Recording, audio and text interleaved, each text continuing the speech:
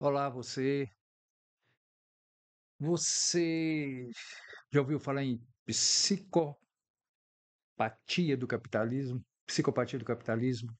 Hã? O que será isso? Será modismo? Será que as pessoas estão falando? Isso é novidade? Não, pessoal, não é tão novidade, não. Esse assunto nos chamou muito atenção, por isso trazemos aqui para uma reflexão. E só um detalhe: para você que está inscrito no nosso canal, muito obrigado. Obrigado de coração mesmo. Para você que ainda não se inscreveu, se inscreva, sugira temas, divulgue essa ideia e vamos fazer esse canal crescer. Está muito bacana a sua participação. É, eu lia, não é novidade nenhuma, tanto o quanto eu leio, um autor francês que eu não conhecia, chamado Christophe Dijoux. É, Ele, olha só que interessante, ele é doutor em medicina, especialista em medicina do trabalho e em psiquiatria e psicanalista, e é considerado o pai da psicodinâmica do trabalho. Esse moço tem bagagem, portanto, não é? E um trabalho mais específico que eu estava lendo, que eu gostei, vou ler outras obras dele, a referência bibliográfica dele é bem extensa, muito interessante. E o Christophe Dejoux, então, ele escreve da psicopatologia, psicodinâmica do trabalho. É uma coletânea de artigos muito bacana, muito interessante, que devemos sim fazer uma reflexão. E, pessoal, ele, com a sua bagagem na área de psiquiatria, medicina do trabalho, ele faz umas reflexões que são realmente interessantes e nos faz pensar. Mas a tônica é mais ou menos o seguinte: o capitalismo viveu o seu auge aí nos últimos 30 anos, né, final do século XX, início do século XXI, em que diversos programas, por assim dizer, de produção foram instituídos, como o PLR, participação no lucro resultado, Kanban, Just in Time, essas coisas todas, não é? Que nós importamos, sobretudo aí dos orientais, dos japoneses e outras áreas, de tal maneira o seguinte: o que importava era produzir e produzir muito. E a vida das pessoas, pouco importa, não é? Pouco importa. Eh, e disseminou-se uma cultura no sentido seguinte: olha, você tem família para cuidar, você tem que trabalhar, não é? Você tem que produzir mais e mais e mais. Caso contrário, você será demitido. Caramba, eu ser demitido, como é que vai ficar o sustento da minha família? E esse autor, de Ju, ele faz umas referências tão interessantes e traz né, indicadores lá da OIT, número de mortes por acidente de trabalho, afastamento, e chega a fazer aqui nesse artigo uma crítica interessante que no Brasil diz que apenas 2%, algo assim, 2% de afastamento do trabalho e tal, quando a OIT, a Organização Internacional do Trabalho, diz que é 80 e tantos por cento e por aí afora vai. O que importa, pessoal, é que a gente faça uma reflexão neste sentido, que as pessoas acabam adoecendo,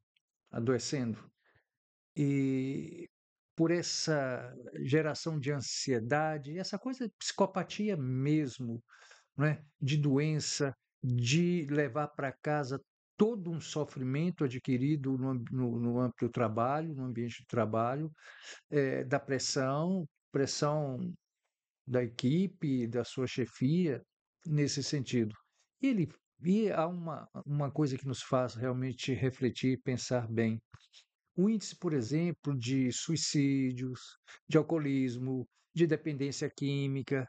Por quê? Por causa de uma série de outros transtornos psíquicos, não é, que a gente vai descobrindo, que de vez em quando está aparecendo aqui, a gente está gravando também.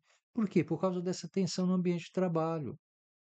Ou seja, é como se o empregador tomasse conta efetivamente da nossa consciência nesse sentido de trabalhe, faça. Não é explorando o sentimento ou o sofrimento propriamente dito, mas as consequências. Olha, você não está trabalhando bem, né? E essa pressão faz com que as pessoas se desesperam efetivamente. É muito interessante. O índice crescente de acidente de trabalho, aliás, o Brasil é um dos campeões de acidente de trabalho, no mundo, com consequente, óbitos, não é?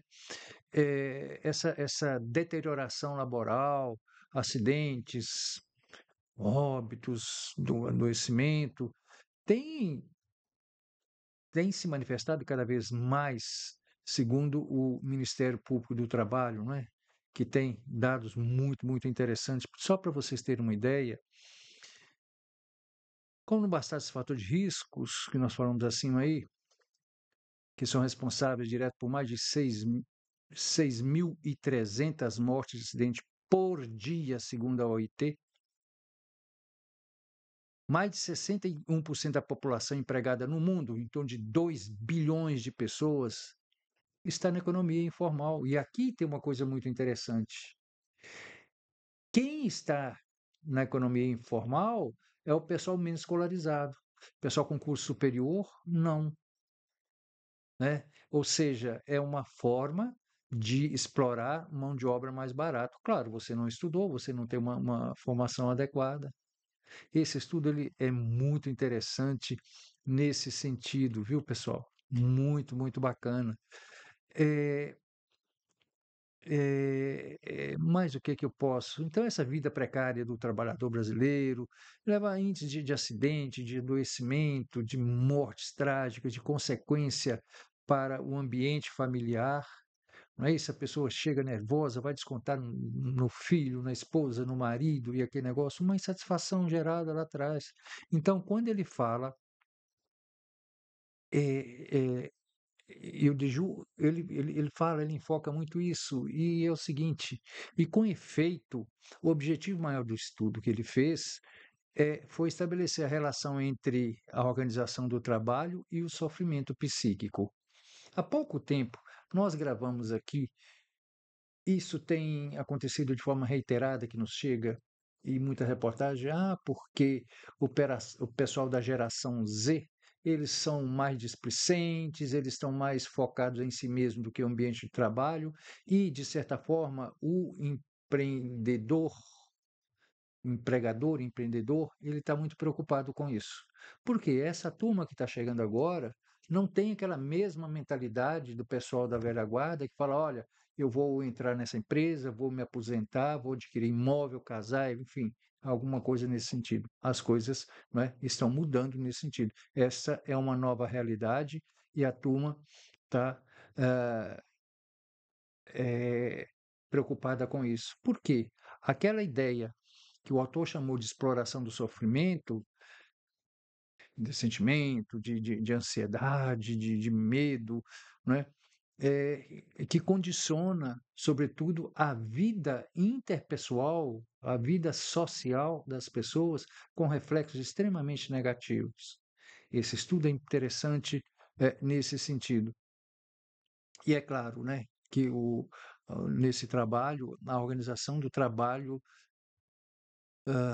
não explora efetivamente o sofrimento, mas as consequências, como nós já falamos. Pois bem, ele termina o seu estudo dizendo o seguinte, que o bloqueio da relação entre o homem e o trabalho, esse bloqueio patogênico, segundo o autor, está relacionado ao modo predatório que o trabalho atinge as necessidades da estrutura mental do trabalhador. Há que se fazer uma reflexão, sim, não é? Quais são as tendências? A tendência é que essas situações sejam mitigadas com essa geração que está chegando aí, pessoal, está chegando a inteligência artificial, não é? Isso está gerando preocupação? Sim, mas qual o lado positivo disso aí? Vamos ver? Vamos aguardar. Um abraço, até daqui a pouco. Tchau, tchau.